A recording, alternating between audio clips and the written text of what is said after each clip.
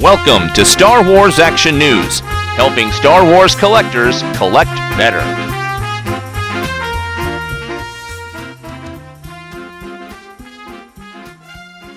This week, we've got Brock here to review the latest Star Wars novel, Dark Disciple.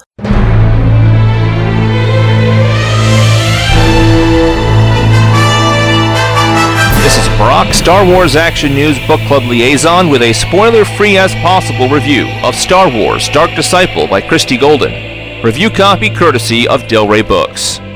As the Clone Wars continue to rage on with no end in sight, the Jedi Council comes to a harrowing conclusion. To make any headway in ending this war, Count Dooku must die. And they have the Jedi for the job, Jedi undercover specialist Quinlan Vos. But they know Vos cannot assassinate the powerful Sith Lord alone. The plan calls for Quinlan Vos to befriend and partner up with fallen Sith assassin Asajj Ventress, and together they are to go after Dooku. Will this partnership be fruitful? Can Asajj Ventress ever be trusted? Can Quinlan Vos remain true to himself, or will he fall prey to temptations of the dark side and of love? All of this and more in Star Wars Dark Disciple. Christy Golden returns to Star Wars with this adaptation of unproduced scripts from the Clone Wars cartoon series. And what a great idea for a novel! Content that was already approved to be canon being repurposed for both fans of the show and fans clamoring for new content in the heart of the prequel era. While this might be a big draw for some, to me, not so much. As some of you may recall, I had to stop watching the Clone Wars cartoon weekly in the middle of Season 2. Since then, I've gone back and watched all of Season 2 and currently in Season 3, and as well as over the years partaking in episodes here and there from later seasons beyond. My reasons for not liking the Clone Wars would take up the rest of this segment, but I want to make it clear that you don't have to have watched all of the Clone Wars to enjoy this novel. I do like Christy Golden as a Star Wars author, and I had faith in her talent to take these scripts and flesh them out into a novel. And my faith in her was rewarded. Miss Golden writes a book with a strong sense of purpose, filled with concise prose that's packed with resonance. I like the idea of the plot, that the Jedi are desperate enough to think they have no other choice but to go for an assassination attempt, which is completely unlike their MO. Yet, what I don't like is that given the timeline and who the target is, there's absolutely no mystery that they're not going to accomplish this mission. And not to mention, of course, that this plot is extremely similar to the last Star Wars book, Lords of the Sith, where an early sect of the rebellion is trying to assassinate Darth Vader and the Emperor.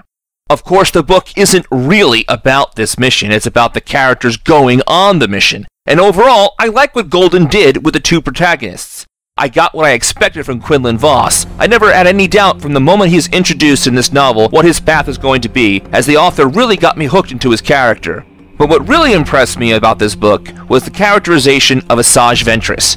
I'd always just thought of her as a two-dimensional evil character, so perhaps here is where my lack of watching all the episodes of the Clone Wars series has come into play. I know she progressed as a character on that show, but for those of us who haven't seen all those episodes, Christy Golden catches us up just fine. I got a fully rounded out character with a past and a real desire for a better future. I actually felt bad for her. I was emotionally drawn toward her character. We feel her highs and lows, her betrayals, her regrets, her love. It was wonderful. Vos and Ventress share a great amount of scenes together, and the connection they had is undeniable. And it gets quite racy and sexy for Star Wars at times. And all of it works because of how great the author establishes, builds upon, and resolves their relationship.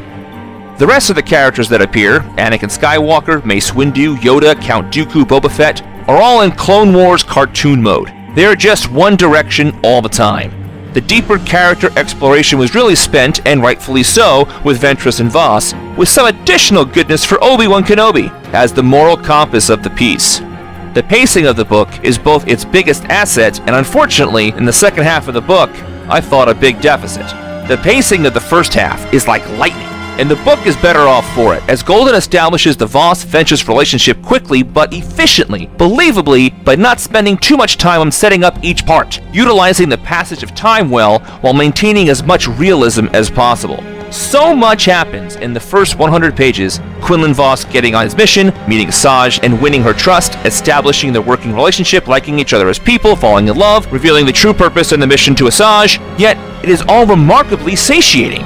The Dooku Confrontation happens around page 100 or so, which is good because we don't want to wait the whole book to get to the known failed assassination attempt, but once we pass it, the pacing felt too rushed. It seems that every problem that comes up is solved so quickly, much like a 22-minute television episode, that the character development starts to run in place for a spell. Look, I was already hooked into these characters, and I longed to read more about their feelings and struggles, so this quick pacing didn't play well for me in the second half. But thankfully, the book rebounds and ends perfectly. And so while the plot bridge to get there was a little rough, the ending was wonderfully emotionally complex. A highlight in the novel for me was the way the author amply explores the Force in this novel, how she discusses how it's used on the light side and the dark side, and particularly in the gray areas. The Force doesn't have to be so black and white all of the time. Quinlan Voss's struggle to go against his instincts of what he knows or thinks is right to gain new insight into the dark side were some great passages. Obi-Wan's admitting to flirting and how that doesn't go against the Jedi Code. I also enjoy the different levels of the dark side and how it doesn't have to be exclusively wielded for galaxy-changing evil. Ms. Golden explores how Jedi, who are not supposed to feel connections, have struggles with that edict, not just with love, but with connections of brotherhood, empathy, and friendship. The toll Force ability can have on the user is examined as well in the form of Quinlan Voss's psychometry, the ability to read images from objects, which is used to great effect in the arc of his character in this novel. Perhaps the best example of all this is a discussion of the Nightsisters culture that bears strong fruit throughout the book.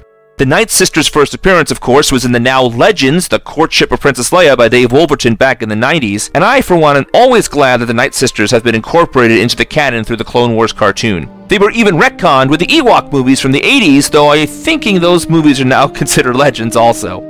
The author uses Ventress's reconnection to her Nightsister culture in the Clone Wars cartoon to strengthen the bond between Voss and Ventress, but more importantly, between Ventress and the reader, as the themes of family roots and worldview are ones we can all relate to. Star Wars Dark Disciples' exploration of relationships within the Force, between Force users, and of life choices is some of the best we've ever seen. The relationship between Quinlan Voss and Asajj Ventress is a romance entirely worth your time, reaching emotional highs and lows the likes we haven't ever seen before in the Star Wars universe. And you get some Star Wars action as well. Definitely check out Dark Disciple when you have the chance. For Star Wars Action News and the Star Wars Action News Book Club, this is Brock. Now back to Arnie and Marjorie.